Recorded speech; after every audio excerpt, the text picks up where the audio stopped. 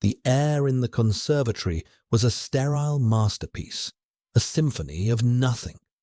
It was filtered, chilled to a precise 17 degrees Celsius, and scrubbed of every stray molecule of life. It did not carry the scent of rain on hot pavement, nor the ghost of baked bread, nor the cloying perfume of blossoms dying in a vase.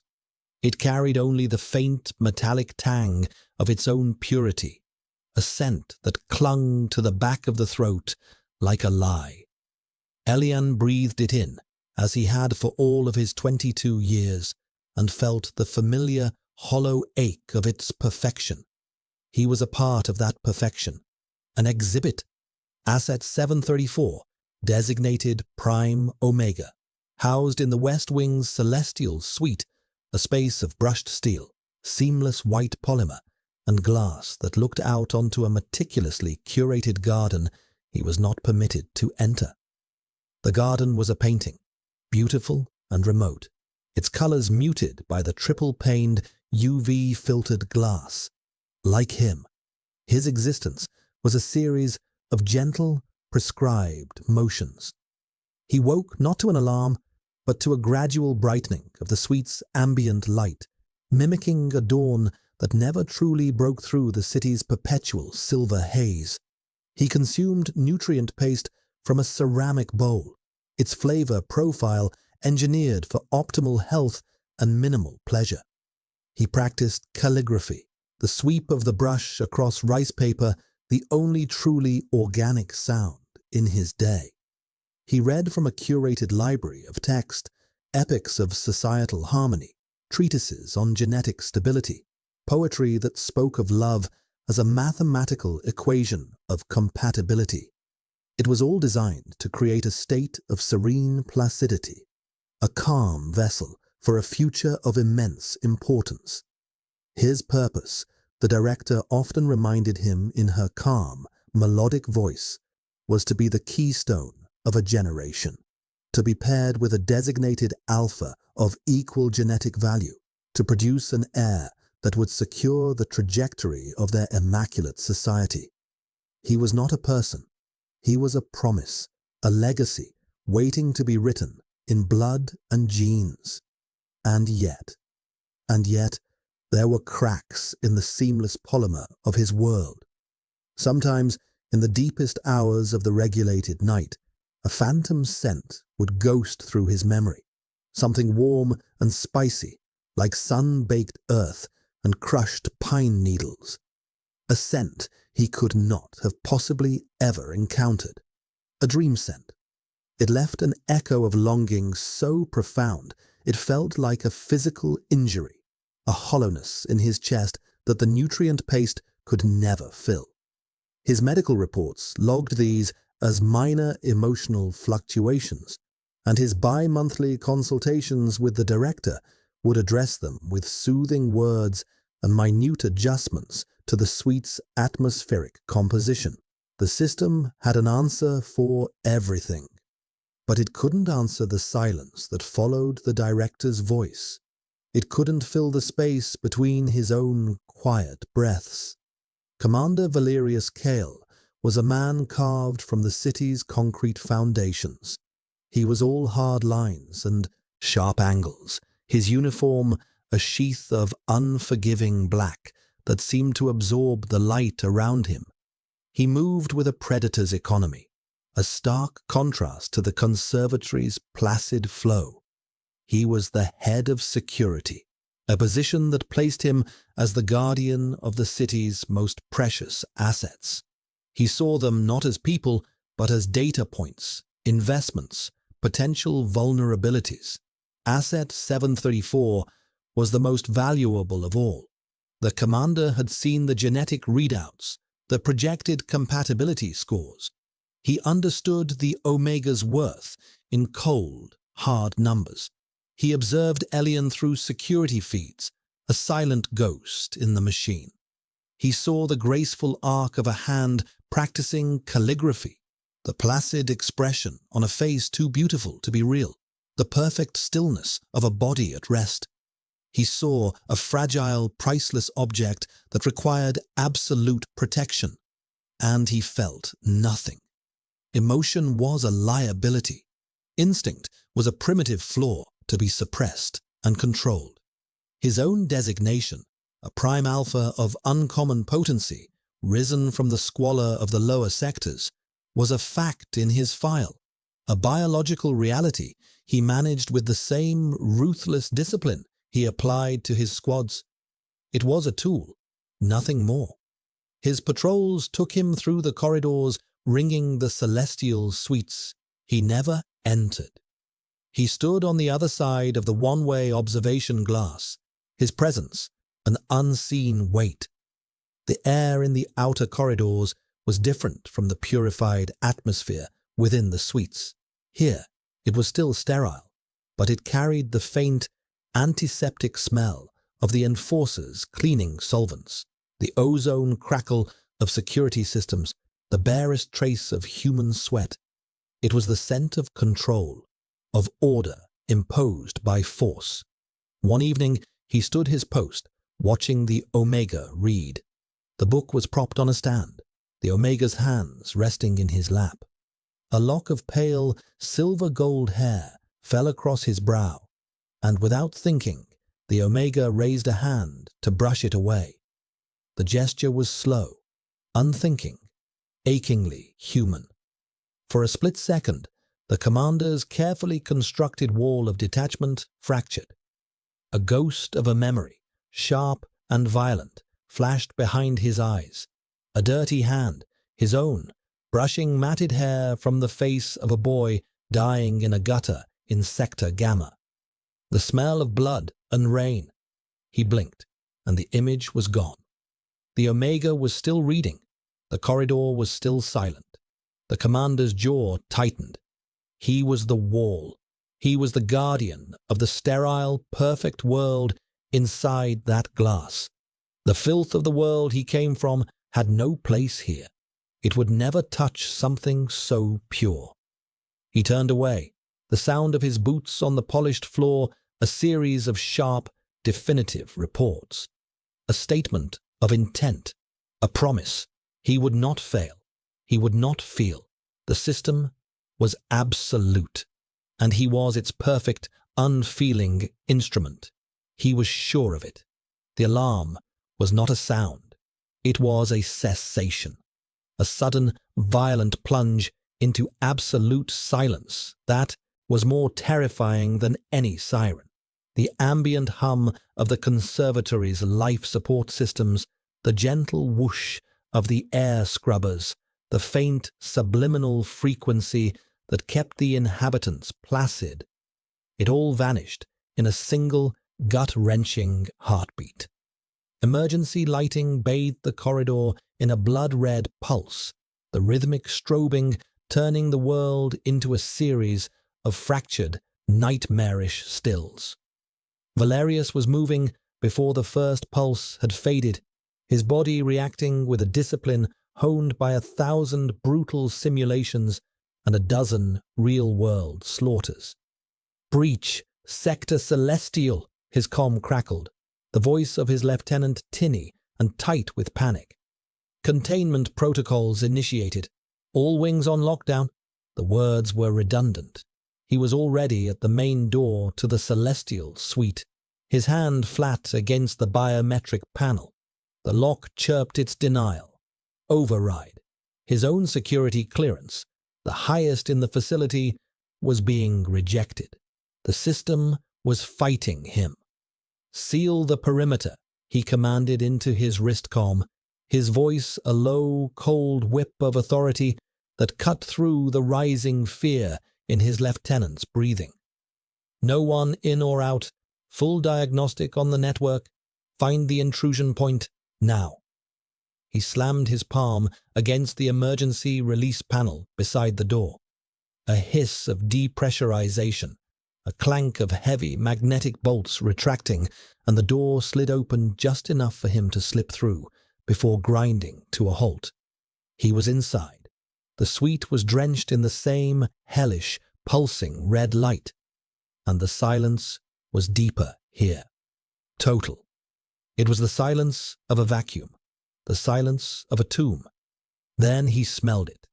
For the first time in his life, he smelled the unfiltered air of the Omega's suite. The scent neutralizers and atmospheric balancers had failed with the primary power. The air, thick and suddenly warm, was saturated with a fragrance that defied every category he had ever known. It was not merely a scent, it was a presence. It smelled of white peaches and night-blooming jasmine, of clean linen warmed by the sun, and underneath it all, a deep, resonant note of honey and cream that spoke of impossible softness, of unqualified welcome. It was the scent of a prime Omega, raw and unbound. It hit him not like a perfume, but like a physical blow, bypassing his conscious mind and striking deep into the oldest, most reptilian part of his brain. His fangs ached. A low growl rumbled in his chest, a sound he hadn't made since the brutal dominance fights of his youth in the lower sectors. It was pure, unadulterated instinct, an alpha's response to the presence of a perfect Omega. Elian was huddled in the corner of the suite, a slender silhouette against the strobing red. The nutrient bowl lay shattered on the floor beside him, its bland paste a meaningless smear on the pristine white. He was trembling, his wide, terrified eyes fixed on the half-open door. He had never experienced a system failure. He had never experienced silence. The sudden absence of the subliminal hum was like a physical pressure on his eardrums. And the air. It was thick with his own scent. He had never smelled himself before. Not like this.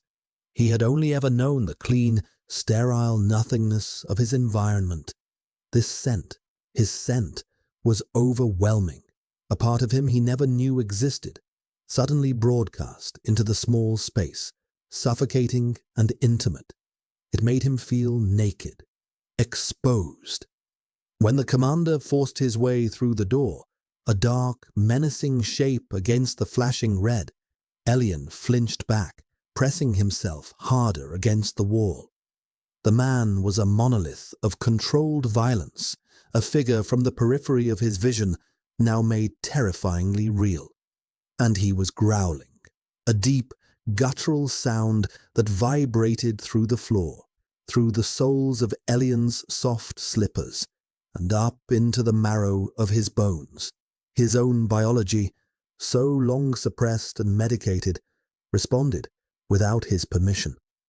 A wave of heat washed through him, and a strange, liquid weakness pooled in his belly. Fear, yes, but something else too. Something ancient and terrifyingly new. Valerius forced himself to take a step, then another. Every cell in his body screamed at him to close the distance, to claim the source of that scent, to shield it, to cover it with his own. His own scent, usually locked down by discipline and chemical suppressants of his own, was starting to burn through his control. The sharp, aggressive notes of ozone, burnt wood, and cold iron. He could feel it rising off his skin, a declaration of dominance and intent. He had to fight it. He had to control it. This was an asset, the most valuable asset, not a mate. Asset 734, he said, and his voice was a harsh rasp, unrecognizable to himself. Remain calm. There has been a security breach. You are not in danger. The words were a lie. The greatest danger in this room was him. He saw the Omega. Elian, his mind supplied, the name a forbidden piece of data, flinch at the sound of his voice. The boy's eyes, the color of a pale winter sky, were luminous with terror. The scent in the air thickened, sweetened with a spike of fear that was agonizingly alluring. Valerius clenched his fists, the leather of his gloves creaking in the crushing silence. He was an enforcer, a commander. He was the embodiment of order. But the beast inside him, the alpha he had spent his entire life beating into submission, was awake, and it was staring at the most beautiful thing it had ever seen. The red light pulsed, the silence pressed in, and in the space between one heartbeat and the next, two worlds collided. The world of sterile control and the world of savage, undeniable instinct. And Valerius Kale, the perfect instrument of the system, knew with chilling certainty that he was about to break. The silence in the suite stretched, thin and taut, pulled between the commander's rigid stillness and Elian's trembling form. The emergency. Lights had stopped their frantic strobing, settling into a steady, low-level crimson glow that painted the sterile white room in shades of rust and dried blood. It was an intimate, hellish twilight. The half-open door remained jammed, sealing them in. Valerius could hear the frantic, muffled shouts of his teams in the corridor, the dull thuds against the thick metal, but they were sounds from another world. Inside this room, the only sounds were the soft rasp of Elian's breathing and the violent, silent war being waged within Valerius's own body. He forced himself to move, his boots making no sound on the polymer floor. It was a slow, deliberate process, each step a victory of will over instinct. He did not approach Elian directly. Instead, he moved to the main console, his back to the Omega, creating a fragile illusion of disinterest that cost him nearly all his focus. The console was dead. No power, no light, no connection to the outside world. They were completely cut off. "The magnetic locks are fused," he said, his voice still rough but more controlled now. He was speaking to the room, to the silence, not directly to the boy. "The power surge must have shorted the primary and backup relays. We are sealed in until an engineering crew can cut through the door." He did not need to check his comms to know this. He had designed these security protocols himself. The celestial suites were designed to become tombs in the event of a catastrophic breach, fortresses, cages. The irony was a bitter taste in his mouth. He could feel Elian's eyes on his back, a palpable weight. The scent, that impossible, maddening scent, was a constant pressure against his senses. He had to anchor himself. He was Commander Kale. This was a tactical situation. Analyze, control, survive. He began a systematic, pointless check of the room's utilities. The water dispenser, dead. The nutrient replicator, dead. The air filtration unit, its indicator light dark, was the most damning failure of all. The air was growing warmer, thicker, more saturated with every breath they took. Elian watched the commander move. The initial, heart-stopping terror had receded, leaving behind a strange, heightened state of awareness. He had never been this close to an alpha before, certainly not one like this. The alphas who occasionally visited the conservatory for observation were pre-selected, their temperaments screened for docility, their sense masked. They were like declawed, defanged cats. This man was a wolf. The air around him seemed to crackle with a dangerous energy, and his scent, it was the opposite of Elian's. Where his was soft and yielding, the commander's was sharp, aggressive, and possessive. It smelled of storm clouds and hot metal, of pine resin and something deeply, fundamentally wild. It didn't invite, it demanded. It laid claim to the very air Elian was breathing. And yet, beneath the terrifying assertion of dominance, Elian's newly awakened senses detected something else, a discordant note in the alpha's scent, a thin, sharp thread of something akin to pain, tightly controlled but undeniably present. It was confusing. It didn't fit. "You should sit," Valerius said, still not looking at him. He gestured vaguely toward the seating alcove, a sweep of white polymer that was supposed to be ergonomic and calming. "Conserve your energy." The command was clipped, military, but the gesture was hesitant, awkward. Elian took a tentative step away from the wall, his limbs feeling shaky and uncoordinated. He felt stripped bare, his own biology a loud, embarrassing broadcast he couldn't turn off. The heat that had washed over him earlier had not subsided. It was a low, persistent simmer beneath his skin. A prelude. He knew from the dry medical texts he'd been given what this was. The beginnings of a heat. His heats were supposed to be medically suppressed, a minor inconvenience scheduled for a single day every 6 months, spent in a sedated haze in the suite's medical bay. They were never supposed to be like this, raw, unmedicated, triggered. He wrapped his arms around himself, a futile gesture of self-preservation. Valerius heard the soft shuffle of Elian's feet.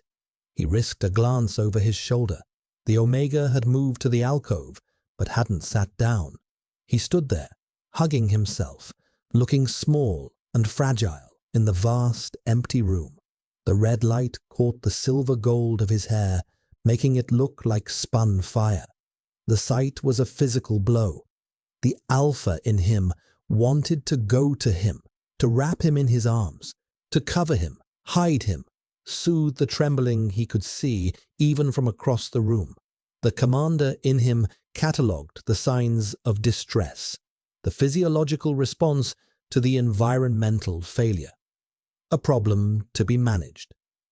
"This is just instinct," he said, the words tasting like ash in his mouth. He wasn't sure who he was trying to convince, the Omega or himself. Your biological response to an alpha in close proximity without environmental neutralizers, it's a predictable reaction. It means nothing.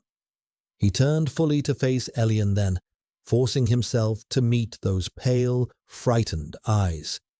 He needed to project authority, control. He needed the Omega to believe him, because if Elian panicked, his scent would spike again, and Valerius wasn't sure he could withstand another wave like the first. But as he looked at Elian, he saw the lie reflected in the Omega's gaze. Elian's eyes weren't just frightened. They were searching, inquisitive. He was looking at Valerius not as a terrified asset looks at a threat, but as a person looks at another, trying to understand. And in Valerius's own eyes, behind the cold, hard mask of the commander, the truth was laid bare. The hunger, the desperation, the terrifying, unwanted tenderness.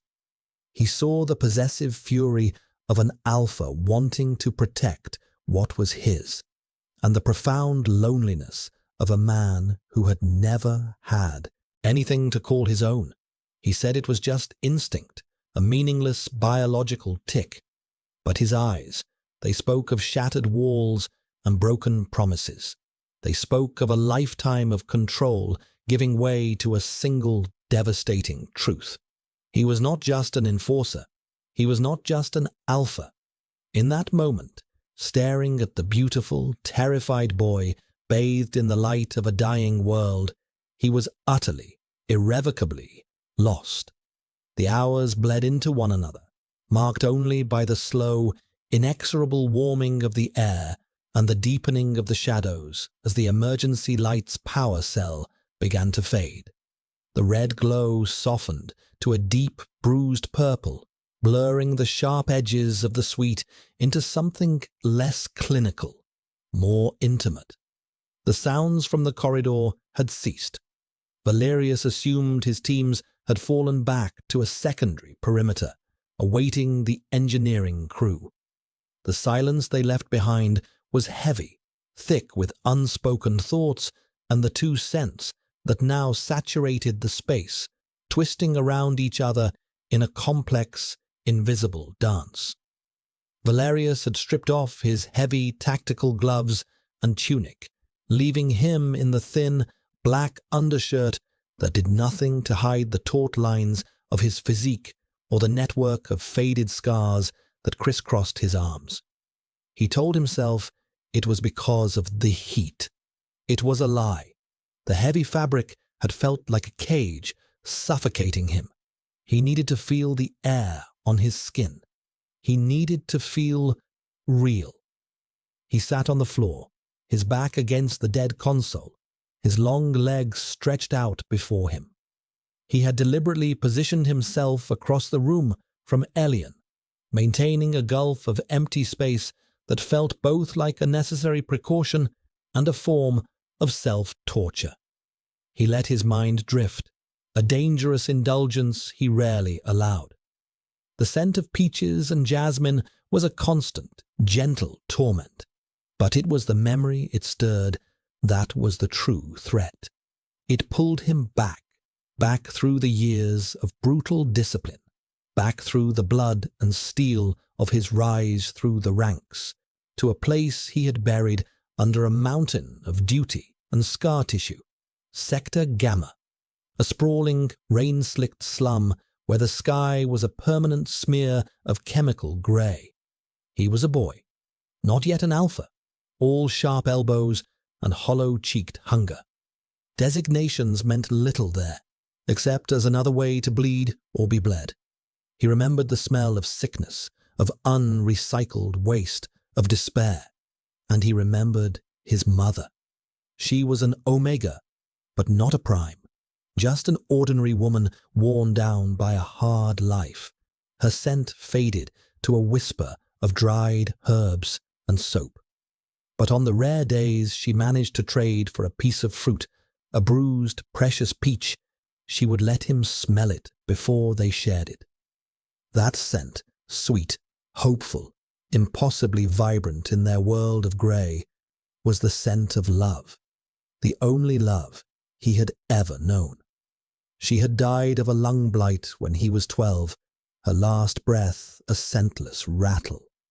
He had buried her himself, then walked out of Sector Gamma and never looked back, burying the boy who loved peaches under the armor of the man who would become Commander Kyle. Elian had eventually sat down in the alcove, his legs drawn up to his chest. He watched the commander, this terrifying, fascinating man. He watched the way Valerius's chest rose and fell with each controlled breath. He saw the tension in his jaw, the hard set of his mouth. And he saw the scars. They were pale, silver lines against his tanned skin, some thin as thread, others puckered and wide. They told a story Elian's curated books had never contained, a story of violence and survival. The commander's scent had changed. The aggressive, metallic edge had softened, replaced by a deeper, more melancholic note. It smelled like wet stone and old wood, like a forest after a fire. It was still powerful, but it was no longer just a threat. It was a lament. Elian's own body was a landscape of new and alarming sensations. The low simmer of his heat was building, a slow, aching tide rising within him. It was not the painful, clinical process the medical texts described. It was a yearning, a deep, cellular pull toward the other occupant of the room, toward the sorrow in his scent, toward the truth in his eyes. He thought of his own past, a series of white rooms, gentle hands, and soft, meaningless words. He had no scars. His skin was perfect, unblemished. He had never known hunger, or cold, or fear until today. His memories were flat, two-dimensional images without sensory depth. The memory of the director's smile, her voice a soothing melody. You are the future, Elian. You are peace. You are stability. He had believed her. He had found comfort in the placid emptiness of his purpose. But now, in this broken room, breathing in the raw, unfiltered scent of life and pain, he understood that the peace he had been given was not peace at all. It was sensory deprivation. It was the absence of living. The phantom scent from his dreams, sun-baked earth and crushed pine needles. Was that what Valerius smelled like underneath the smoke and iron? Was it a memory or a premonition, a longing for a life he'd never been allowed to imagine? "Commander?" His own voice startled him. It was quiet, but it seemed to shatter the profound stillness. Valerius's head snapped up, his eyes instantly sharp, alert. The brief softness was gone, the mask of the enforcer slamming back into place. "What is it?" he asked, his tone clipped. Elian hesitated, his heart thudding against his ribs. He was not supposed to ask questions. He was supposed to receive information, to comply. But the rules belonged to a world that no longer seemed to exist. "The garden," he said, his voice barely a whisper. He nodded toward the immense window, now a dark, reflective mirror, showing only their distorted silhouettes. "The one outside. Have you ever been in it?" The question was so simple, so childish. It hung in the air between them. Valerius stared at him, his expression unreadable. For a long moment, he said nothing. Elian thought he wouldn't answer, that he would be reprimanded for the pointless query. But then, Valerius's gaze drifted to the dark glass. "No," he said, his voice low and rough. "I have not." He looked back at Elian, and the mask slipped again, just for a second, a flicker of something that looked like shared loss. "It's not for people like us." The admission, quiet and stark, was more intimate than a touch. In that moment, they were not commander and asset. They were just two men, trapped in a cage, looking out at a paradise they were forbidden to enter. The heat was no longer a simmer. It was a slow, rolling boil. Elian's skin felt too tight, flushed and sensitive to the slightest brush of his own clothing. The air, thick with their commingled scents, was an almost visible haze in the dim purple light. A strange lethargy had settled deep in his bones, yet his mind was unnervingly clear. Every sensation magnified 1,000 times. The subtle shift of the commander's weight on the floor, the almost inaudible sound of his own blood rushing past his ears, the complex layered tapestry of the alpha's scent, which now seemed to have a physical texture, something he could almost reach out and touch. Valerius had not moved from his position, but Elian could feel the tension radiating from him like heat from stone. His discipline was a tangible thing, a wall of ice in the sweltering room, but Elian could sense the frantic energy behind it. The beast pacing. He knew, with an instinct he hadn't possessed yesterday, that the commander was suffering. This proximity was a torment for him, a test of will so extreme it was rewriting him from the inside out. And Elian's own body, his own scent, was the source of that torment. A part of him, the conditioned part, was horrified. He was a malfunction, a problem causing distress to a superior. But a deeper, wilder part of him felt a strange, terrifying thrill. He was having an effect. He was not just a placid object. He could move the world, even if it was just the world of this one man in this one broken room. Driven by a compulsion he didn't understand, Elian pushed himself to his feet. The movement was slow, languid, as if moving through water. Valerius's head came up, his eyes tracking the motion, sharp and wary. He didn't speak, but his whole body went rigid, a predator tensing for a strike. Elian took a step, then another. He crossed the empty space between them, his soft slippers making no sound. He was closing the distance that the commander had so carefully established, collapsing the fragile peace. With each step, the alpha's scent grew stronger, more concentrated. Ozone, iron, burnt wood, and that deep, hidden sorrow. It called to him, a siren song of compatible misery. He stopped a few feet away from Valerius, close enough to see the faint sheen of sweat on the commander's temples, the pulse beating strong and fast in the side of his neck. Valerius stared up at him, his face a mask of stone, but his eyes were blazing, a silent, desperate warning. Don't! Elian didn't listen. He slowly knelt down in front of him, the movement fluid and graceful. The position was inherently submissive, an omega before an alpha, but it didn't feel that way. It felt like a choice. It felt like power. He was close enough now that he could feel the heat rolling off the commander's body. He reached out a hand, his fingers trembling slightly. Valerius flinched, a barely perceptible jerk of his shoulders, but he didn't pull away. His gaze was locked on Elian's approaching hand, as if it were a weapon. Elian's fingers, cool and slender, brushed against the back of Valerius's scarred hand. The contact was electric.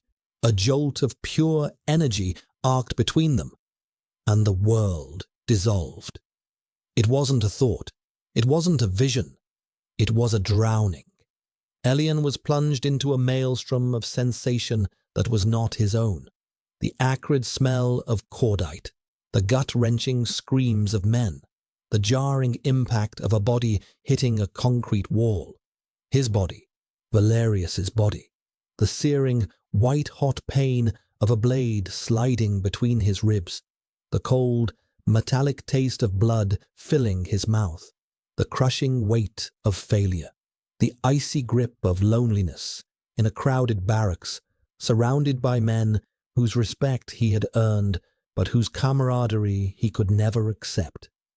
He felt the gnawing emptiness of a promotion, the hollow victory of standing on a pile of corpses to get a better view of a sterile, meaningless world.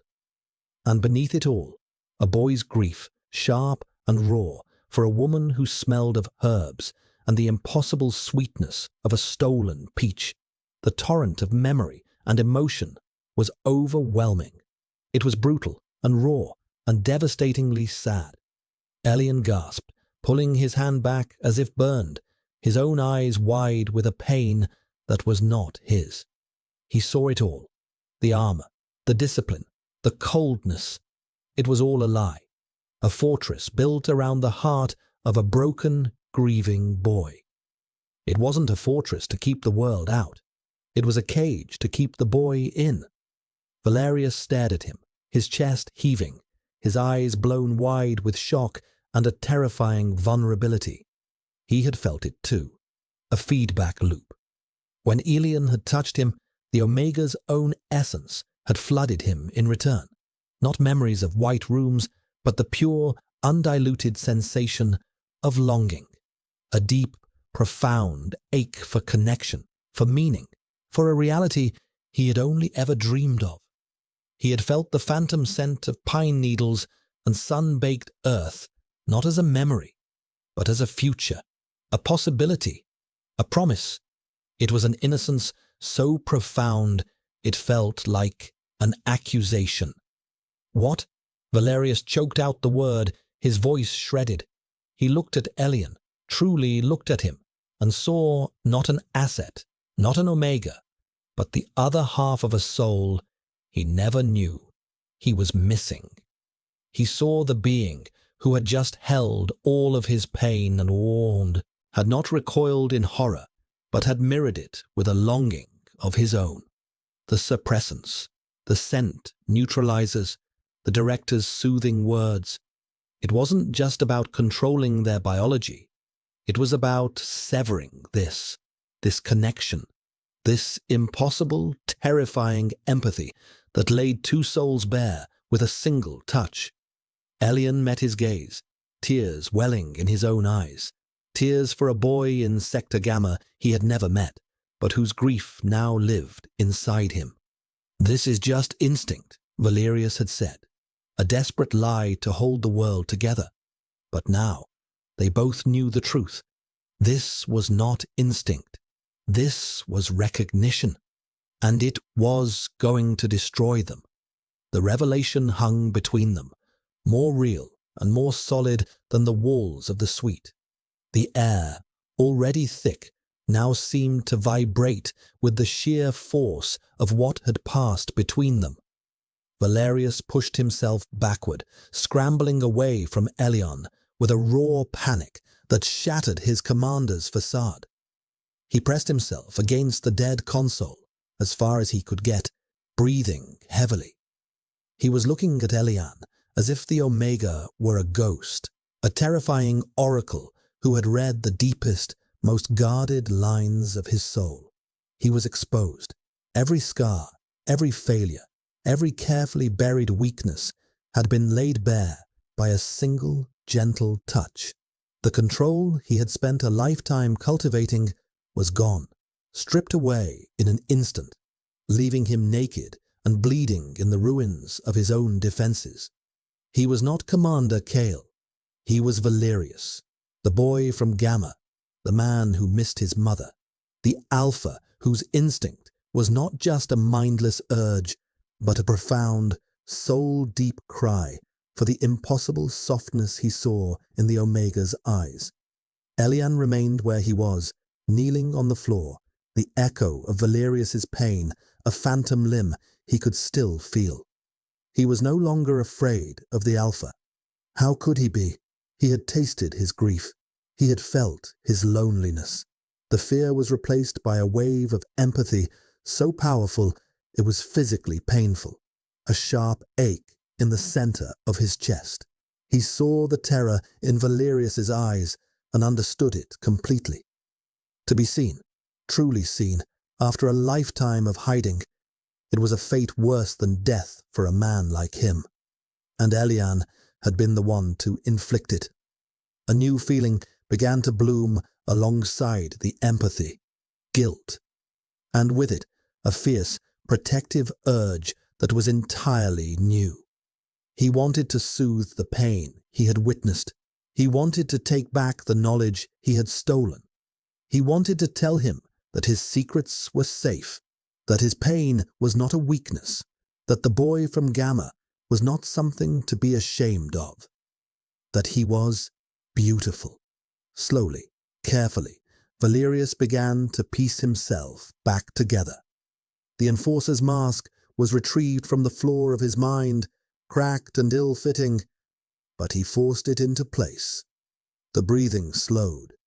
The panic in his eyes was banked, hidden behind a fresh layer of ice. "The suppressants," he said, his voice a low, hard rasp. "They do more than manage heats. They sever the resonance." He used a clinical term, a word from a genetics textbook, to try and sterilize the miracle that had just occurred, to reduce the soul-bearing connection to a manageable data point. The prime Omega designation. It's not just about genetic purity. It's about this empathic potential. The system doesn't just want you docile, it wants you deaf. His mind was racing, recontextualizing 2 decades of doctrine. The entire structure of their society was built on emotional and sensory isolation. Alphas were conditioned to be dominant but detached. Omegas were conditioned to be receptive but placid. Betas moved between them, the great neutral buffer. This resonance, this ability for a prime alpha and a prime omega to feel each other so completely, it wasn't just a biological curiosity. It was a threat. It created a bond that superseded loyalty to the state, a bond that could not be controlled, a bond that could topple empires. The director's face swam in his memory, her calm smile, her serene eyes. She knew. She had to have known. All the years of observing Elian, of ensuring his placidity, It wasn't just to protect an investment. It was to guard a secret, to keep a weapon from knowing it was loaded. Elian watched the thoughts flicker across Valerius's face. He saw the cold, dawning horror of a man realizing his entire life's work was in service to a lie. The system he had bled for, killed for, was not about creating order. It was about enforcing ignorance. They were afraid, Elian whispered, the thought taking shape as he spoke it. They are afraid of this, of us. It wasn't a question. It was a statement of fact. Valerius looked at him, and for a moment, the commander and the boy were perfectly integrated. He saw the tactical implications and the personal devastation in a single, unified vision. Yes, he said, his voice flat. They are.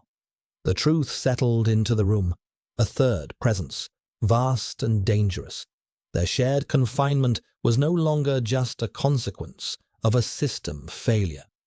It was a crucible, the one place in the world where this forbidden connection could ignite. And the outside world, the system, was already working to fix the breach, to restore the silence, to put them back in their separate, sterile boxes. The engineering crews would be cutting through the door soon. The director would be waiting. Medtechs would flood the room, armed with sedatives and neural inhibitors. They would diagnose Elian's unscheduled heat, his emotional instability. They would see Valerius's loss of composure as a temporary lapse due to pheromonal exposure. They would explain it all away with clinical jargon, dose them both, and separate them. They would fix the glitch. They would never, ever let them be in the same room again. Valerius knew this with the absolute certainty of a man who had written half the protocols himself. This moment, this terrible, beautiful, world-shattering moment, was all they would ever have. The thought was unbearable. It was a pain sharper than any blade he had ever taken. He looked at Elian, at the newfound strength in his posture, the clarity in his eyes, the way the dim light haloed his silver-gold hair. He was not an asset. He was not an experiment. He was Elian, and Valerius knew, with a finality that felt like his own death sentence, that he could not let them take him away. He could not let them make him deaf again. The system did not wait long to push back. A low hum suddenly vibrated through the floor, and the main console flickered to life. A single, pristine white logo of the conservatory bloomed on the screen, followed by the face of the director. She was exactly as Valerius remembered, her silver hair coiled in a perfect chignon, her expression one of serene, maternal concern. There were no signs of panic or stress. She looked as if she were inquiring about a misplaced data file. Commander Kale, her voice filled the suite, smooth and melodic, devoid of the static or distortion one would expect from a compromised system. They had rerouted a dedicated power line, a priority override. Report your status and the status of the asset. Valerius rose to his feet, his body moving with its old economy of motion. He was the commander again, a shield standing between the world and the boy kneeling on the floor. He blocked the console's camera view of Elian. "Director," he said, his voice betraying nothing. "The suite's primary systems are offline. Magnetic locks are fused. Asset 734 is secure and unharmed. We are awaiting an engineering crew." "Excellent," the director replied, though her eyes, magnified on the large screen, were sharp and analytical. They weren't looking at him. They were looking past him, trying to read the state of the room, the quality of the air, the things her senses could no longer tell her. There was a significant network intrusion, Commander. A sophisticated attack. We are still assessing the damage. Engineering has been delayed by secondary security concerns, but they should reach you within the hour. The lie was so smooth, so plausible. There was no attack, or if there was, it was an inside job. A test? A purge? Or perhaps the system had simply detected the anomaly, the catastrophic failure of the suppressants in the presence of a compatible alpha, and was now moving to contain the fallout, manufacturing a narrative to fit the circumstances. The asset's atmospheric neutralizers are offline, Valeria stated, testing her. Pheromonal levels are unregulated. A flicker of something, not surprise but confirmation, passed through the director's eyes. A predictable consequence, she said, her tone unchanged. Your file indicates a high tolerance for pheromonal exposure, Commander. I trust you are managing the biological imperatives. It was a command disguised as a statement of faith. Control yourself. Remember your conditioning. However, she continued, her gaze intensifying, the asset's system is far more delicate. Such a shock can be destabilizing. We are registering significant biorhythmic distress. She couldn't see Elian. She couldn't smell him. But she had his medical history. She knew exactly what an unscheduled, unmedicated heat triggered by a prime alpha would do to him. She was telling Valerius that she knew he was losing control because the Omega had to be. He is calm, Valerius said, the words a shield. Behind him, he felt Elian stir, rising silently to his feet. He could feel the Omega's presence at his back, a warm, steady weight, no longer fragile, no longer afraid. They were a single unit now, facing the screen together. The director's gaze flickered, her perfect composure finally showing a hairline crack. The camera's angle must have caught the movement, a sliver of Elian's form beside the commander's solid black uniform. Commander, step away from the asset, she ordered, her voice losing its melodic quality, taking on a hard, clinical edge. Your proximity is an unnecessary variable. Move to the far side of the room until the medical team arrives. Negative, Director, Valerius said. The words felt momentous, a line drawn in the sand of his life. The asset is secure under my personal protection. The silence that followed was electric. The director's face on the screen became a frozen mask of disbelief, then slowly hardened into something cold and terrible. She was not accustomed to being denied. The system was not accustomed to defiance. Commander Kyle, she said, her voice dropping to a low, dangerous whisper. You are a product of immense investment and training. Do not mistake a biological impulse for a rational decision. You are compromising the most valuable genetic asset of this generation. You are compromising the future. The future you envision is a lie, Elian said, his voice clear and steady. He stepped out from behind Valerius, coming fully into the camera's view. He stood beside the commander, not touching, but their proximity was a statement more powerful than any embrace. His face, flushed from the heat, his eyes bright with a defiant fire Valerius had never seen before, was no longer the face of a placid doll. It was the face of a revolutionary. The director's composure shattered. For a single, fleeting second, a look of pure, unadulterated fury twisted her serene features. It was the look of a scientist whose experiment had not just failed, but had talked back. Then, just as quickly, the mask was back in place. She smiled, a thin, cold curve of her lips that did not reach her eyes. I see, she said softly. The destabilization is more severe than I anticipated. A full recalibration will be necessary. Recalibration. Valerius knew the term. It was a euphemism, a sterile word for a brutal procedure, a neural wipe. They would go into Elian's brain, severing the newly formed pathways of personality and memory. They would erase his defiance. They would erase his connection to Valerius. They would erase him. They would leave the beautiful, perfect body, but the person inside, the boy who had looked at him with such profound understanding, would be gone forever. They would make him deaf again, and blind, and silent. The screen went blank. The director was gone.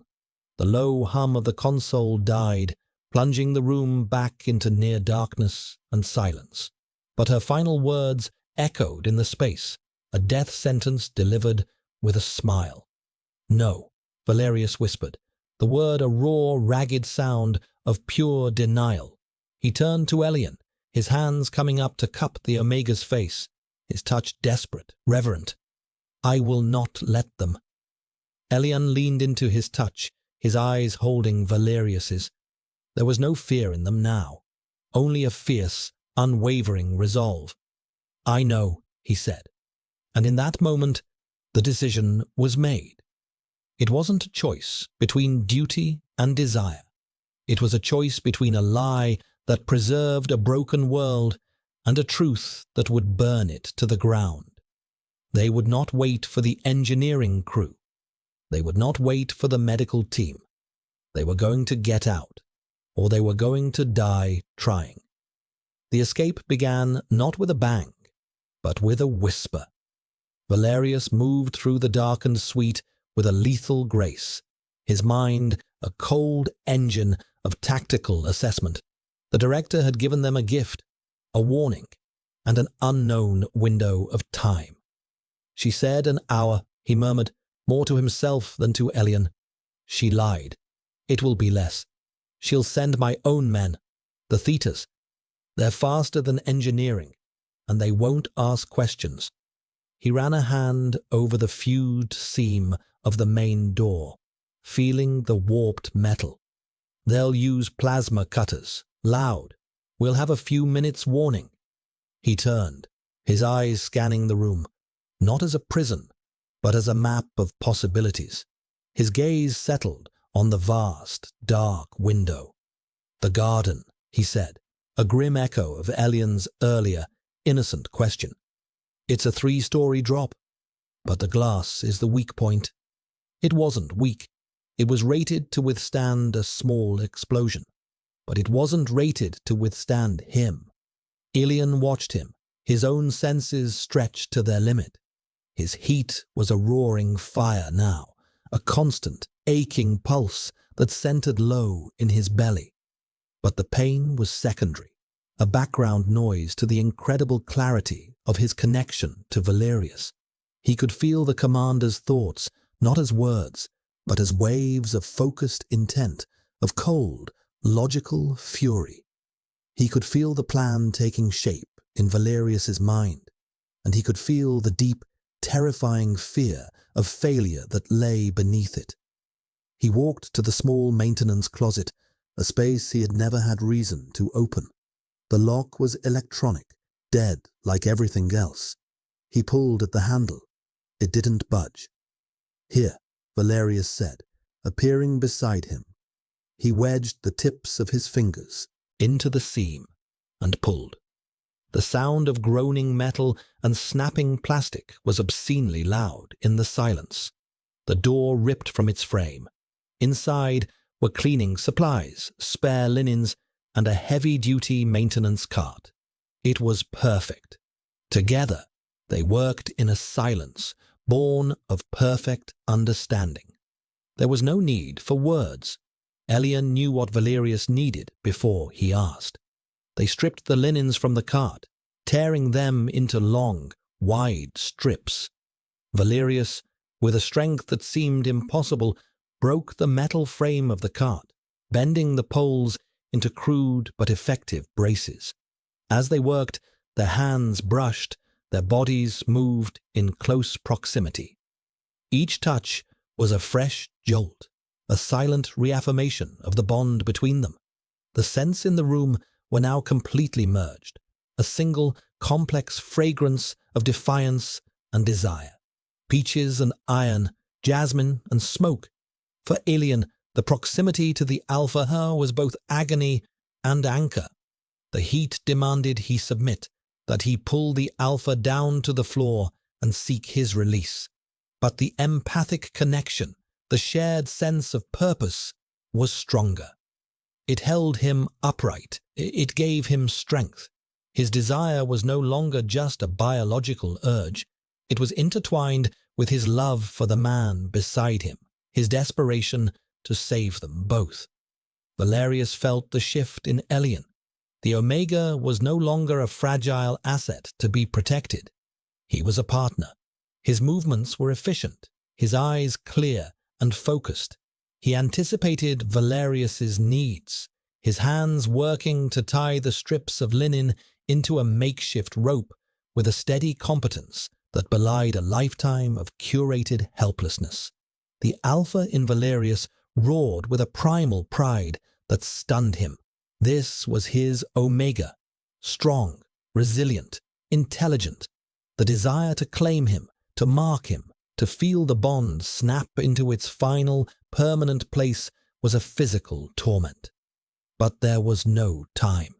To give in to that now would be to condemn them both. Survival first, freedom first.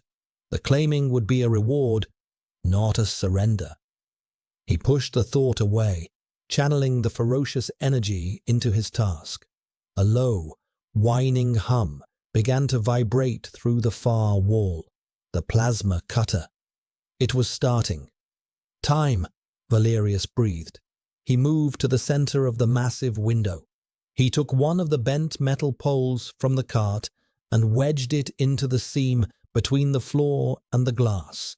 He put his shoulder into it, his muscles cording with the strain. The polymer frame groaned. A thin, spiderweb crack appeared in the lower corner of the glass. It wasn't enough. The whine of the cutter was growing louder, closer. They were working on the hinges. Elian, Valerius grunted, his voice strained. Your ability, the resonance. Can you push? Elian stared at him, confused. Push what? He had only ever been a receiver, drowning in Valerius's feelings. He had never considered that the connection might be a two-way street. He closed his eyes, shutting out the dim light, the sight of Valerius's straining form. He focused on the connection, the shimmering thread that bound his soul to the alphas. He didn't push his own feelings. Instead, he reached for Valerius's. He found the cold, focused rage, the tactical brilliance, and the desperate, protective love. He gathered it all up, and then he amplified it. He poured his own energy, his own longing, his own fierce desire for freedom into Valerius's. He reflected the alpha's own strength back at him, magnified. Valerius felt it as a surge of pure, white-hot power. It was as if his own strength had been squared, his resolve honed to a monomolecular edge. The pain in his shoulder vanished, replaced by an explosive burst of energy. With a guttural roar that was part alpha dominance and part sheer desperation, he heaved against the pole. The spiderweb crack didn't spread.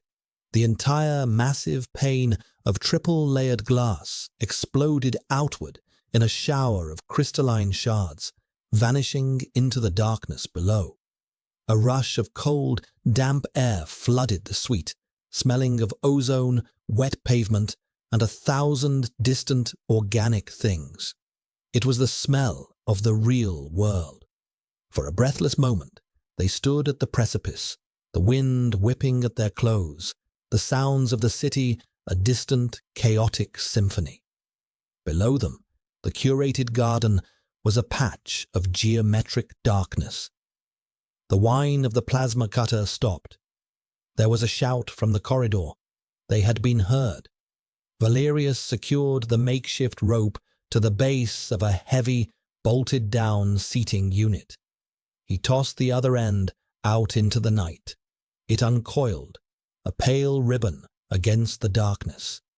"You first," he said, turning to Elian. His face was grim, but his eyes were blazing with a wild, triumphant light. Elian didn't hesitate. He trusted this man with his life, with his soul. He swung his legs over the edge, his hands gripping the rough linen. For a second, he looked down at the 3-story drop, then back at Valerius. "I will not let you fall," Valerius said, his voice a low, fierce promise. It was the truest thing anyone had ever said to him. Elian nodded and launched himself into the night. The descent was a terrifying, exhilarating blur.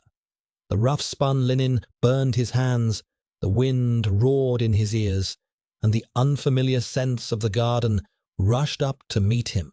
Damp earth, crushed leaves, the sweet, cloying perfume of night-blooming cereus. It was sensory overload, a baptism into the world he had only ever seen through glass. He hit the soft, manicured lawn with a jarring thud, his legs collapsing under him. Above, Valerius was already halfway down, descending with a speed and agility that was inhuman. He landed beside Elian in a silent crouch, a predator returning to its natural element. The heavy clang of the suite door being forced open echoed from above, followed by the shouts of enforcers. A spotlight beam sliced through the darkness, sweeping across the garden. "Move," Valerius snarled, pulling Elian to his feet. They plunged into the meticulously arranged shrubbery, the manicured branches and soft leaves tearing at their clothes. The garden was a maze of perfect geometry, aesthetic and defensible. Valerius had studied the layouts. He knew the patrol routes, the camera blind spots. He led them through the shadows, a ghost pulling a ghost. They reached the outer wall, a 10-foot barrier of smooth, polished stone, topped with sonic emitters. Another cage. Valerius ran his hand along the base, searching. "There's a service conduit," he muttered, "for the irrigation system. The schematics showed a grate." His fingers found it, a metal plate flush with the wall, invisible in the dark. It was bolted shut. Behind them, beams of light cut through the garden, methodically sweeping back and forth. They could hear the crackle of comms, the sound of boots on the gravel paths. They were being hunted, cornered. Elian pressed himself against the cold stone of the wall, his heart hammering. His heat, forgotten in the adrenaline of the escape, came roaring back, intensified by the fear. A wave of dizziness washed over him, and his legs felt weak. His scent, his treacherous, beautiful scent, was pouring off him, a beacon in the dark. A single, treacherous thought bloomed in his mind. Surrender. It would be so easy to give up, to let the medtechs come, to be sedated, to feel nothing. Elian. Valerius's voice cut through the fog of his heat-hazed mind. The Alpha was kneeling before him, his hands on Elian's shoulders, forcing him to focus. Valerius's face was inches away, his eyes intense. He was breathing heavily, his own control frayed to a thread by Elian's scent. He could smell the Omega's near surrender, the sweet, deadly spike of despair. "Don't," Valerius rasped, his thumbs stroking Elian's jaw. "Don't you dare give up. Look at me." Elian met his gaze. He saw the Alpha's struggle. He saw the raw hunger, the desperate need to push him to the ground and claim him, to finish what their biology had started. But he saw the love there, too, fierce, unyielding. "This is not just instinct," Valerius said, his voice thick with an emotion he no longer tried to hide. This is a choice. Our choice. Stay with me. He wasn't just asking him to stay with him in the garden.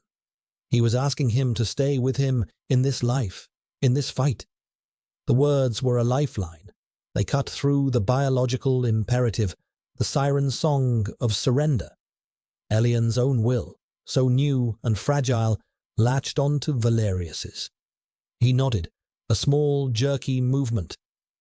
"I'm with you," he whispered. A new sound reached them, a high-pitched electronic whine. From the other side of the wall, it was the sound of a transport vehicle powering up. The director wasn't just sending teams in, she was cutting off their escape. The entire conservatory was being locked down. This garden was their final cage.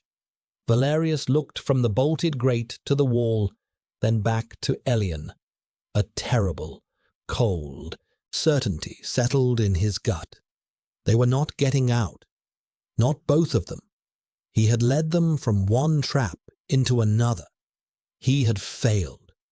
The boy from Gamma, who had watched his mother die because he was too small and weak to save her, was now a commander about to watch the only other person he had ever loved be captured because he wasn't strong enough.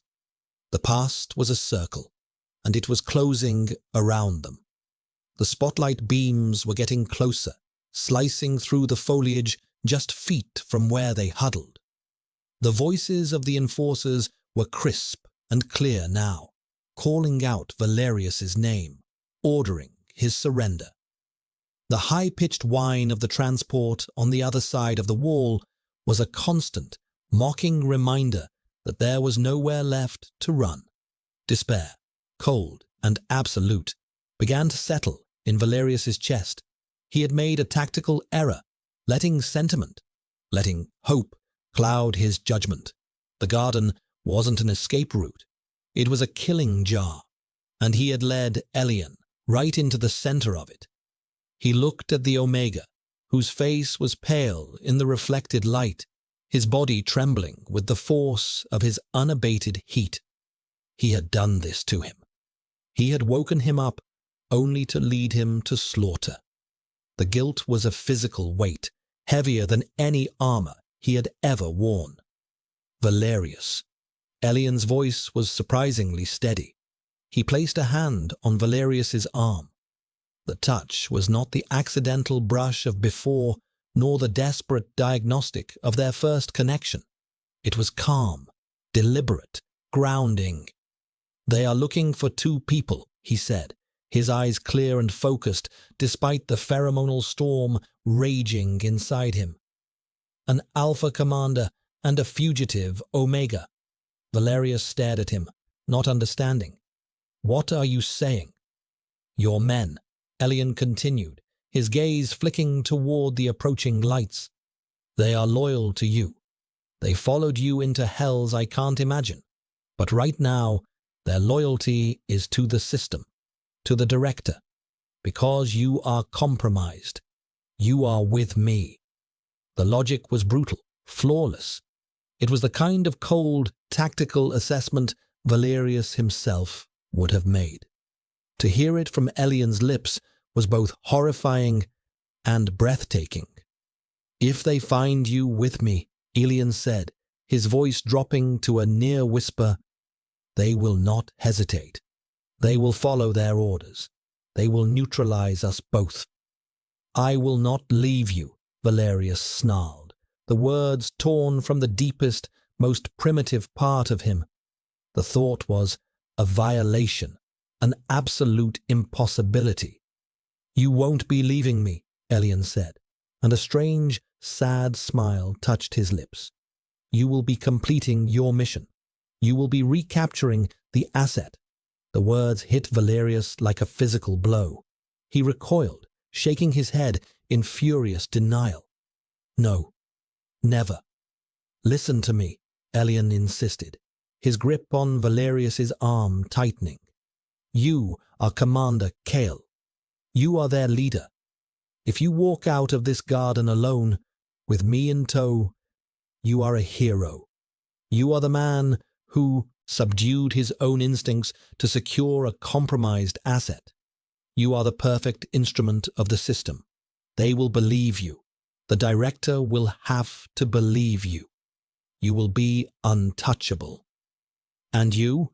Valerius choked out, the word tasting like poison. What happens to you? Elian's smile faded. His eyes were filled with a sorrow so profound it mirrored the grief Valerius had carried his whole life. I will be recalibrated, he said softly.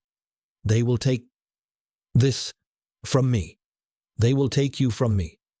But I will be alive, and you will be free, inside the system, where you can still fight.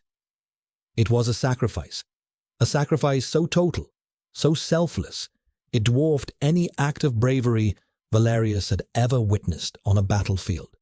Elian was offering to return to the silent, placid prison of his own mind, to have his soul scoured clean, just to give Valerius a chance, to give him back his power, his position, so that he could one day use it to tear down the very walls that would once again hold Elian captive. I can't, Valerius whispered, his voice breaking. Elian, I can't. You must, Elian said fiercely. He leaned in, his lips brushing against Valerius's ear, his warm breath a ghost of impossible intimacy. When they take me, they will put me back in the celestial suite. It will be repaired, the systems restored. But they will not expect you to come back. Not for a broken asset scheduled for decommissioning. You will have access. You will have clearance. You will have the element of surprise. You can get me out. Later, when it's safe. It was a desperate plan. A thread of hope so thin it was nearly invisible. But it was there. A chance. Not just for survival, but for reunion. The first enforcer broke through the foliage. A young Theta, his face grim behind his helmet's visor, his pulse rifle raised. He froze when he saw them, his eyes widening in shock at the sight of his commander huddled with the missing Omega. Commander Kale, he barked, his training taking over. Step away from the asset. Valerius didn't move. He was paralyzed, caught between the instinct to protect Elian and the horrifying logic of Elian's plan. More enforcers were crashing through the bushes, forming a semicircle, their weapons all trained on the two of them. Do it, Elian whispered, his voice urgent. For me. Be the man they think you are, just for a little while longer. He then did the last thing Valerius expected. He shoved Valerius away from him, hard. He scrambled backward, his face a mask of theatrical fear. Get away from me, he screamed, his voice high and panicked. He was playing the part, the terrified, unstable Omega, cornered by a rogue alpha. He was giving Valerius his cover. He was saving him. The choice was made for him. With a roar of anguish that the enforcers would interpret as rage, Valerius launched himself at Elian. He didn't hurt him. His movements, which looked brutal and decisive to the soldiers, were carefully controlled. He pinned Elian to the damp earth, one hand gripping his wrists, the other pressing his shoulder to the ground. He was shielding Elian's body with his own, even in this staged act of violence. Assets secure, he bellowed, his voice the familiar, cold bark of command. Subdue and sedate. Medical team now. The enforcers surged forward. Valerius felt the sting of a needle in Elian's arm as a medtech administered a powerful sedative. He watched as Elian's eyes, fixed on his, began to flutter, the defiant fire dimming. Just before he slipped into unconsciousness, Elian's lips formed a single, silent word. Later. Then he went limp. Valerius felt something inside him shatter into a million pieces. He had done it. He had captured the man he loved. He had handed him over to his executioners. He rose to his feet, his face a mask of cold, hard granite, his uniform smeared with dirt. He was Commander Carl, the hero who had saved the asset, and he was utterly, completely broken. The aftermath was a blur of sterile efficiency. Elian's unconscious form was loaded onto a grav stretcher and whisked away by the medtechs, his face placid and pale under the harsh glare of their headlamps. Valerius stood ramrod straight as his lieutenant gave a breathless report, his words a jumble of praise and relief. The commander had been magnificent. He had tracked the asset, cornered it, and subdued it, despite the extreme pheromonal compromise. He had upheld his duty. Valerius accepted the praise with a terse nod, his mind a maelstrom of silent agony. He had never felt less like a hero. He felt like a murderer. He was escorted from the garden, not as a suspect, but as a champion returning from the fray. As he passed the outer wall, he saw the fused and blackened metal of the service grate. He had been so close. They had been so close. He was taken directly to the director's office. It was not the sterile white of the rest of the conservatory. It was furnished in dark wood and supple leather, filled with genuine ancient books. It was a room that spoke of quiet, absolute power. The director was standing by her window, looking out at the glittering, indifferent lights of the city. She did not turn when he entered. "A commendable performance, Commander," she said, her voice once again calm and melodic. "You exceeded even my highest expectations." "I did my duty," Valerius said, his voice a dead, flat monotone. "Indeed," she said, finally turning to face him. Her eyes were placid, but he could now see the cold, reptilian intelligence behind them. He had seen her true face on the monitor, and he would never be able to unsee it. "You resisted a primal biological urge that has toppled lesser men. You have proven, beyond any doubt, that discipline and loyalty are superior to instinct. You are the embodiment of what this society strives to be." It was a test. The entire night had been a test. She was watching him now, searching for any crack in his facade, any hint of the man who had held the Omega's face in his hands. Valerius gave her nothing. He stood at perfect attention, his gaze fixed on a point just over her shoulder. He was the perfect soldier, the perfect instrument. "The asset?" he asked, the word like acid on his tongue. "It is undergoing evaluation," the director said smoothly. "The trauma of the system failure, combined with the unregulated pheromonal exposure, has caused a severe psychotic break. Its empathic resonance, a rare genetic anomaly we had hoped was dormant, has activated in a destructive, unstable manner.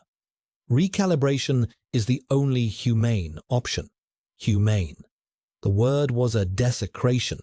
She was going to lobotomize Elian and call it an act of mercy. "The procedure is scheduled for 0800 tomorrow," she continued, "after which the asset will be returned to the celestial suite to recover. It will be calm again, placid, ready to fulfill its purpose." She smiled her thin, cold smile. "And you, Commander, will be rewarded. A promotion, a seat on the council. Your rise from the gutter has been an inspiration to us all." Valerius felt a cold, clean rage crystallize in the hollow space where his heart had been. She was offering him everything he had once thought he wanted: power, recognition, a final, absolute escape from the boy in Sector Gamma. And all it would cost him was Elian's soul. He had to play the part. He had to accept. He had to be the man she thought he was. "Thank you, Director," he said, his voice perfectly even. "I am honored to serve." Her smile widened slightly. He had passed the final test. "You are dismissed, Commander. Get some rest. You've earned it." Valerius executed a perfect military turn and walked out of the office. The moment the door closed behind him, the mask crumbled.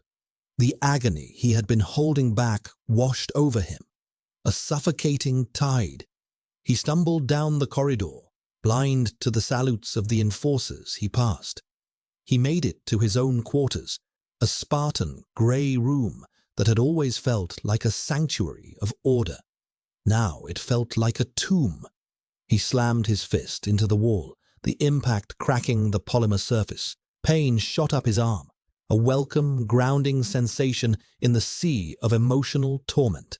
Later, Elian's last word, his promise, his desperate, beautiful, foolish plan.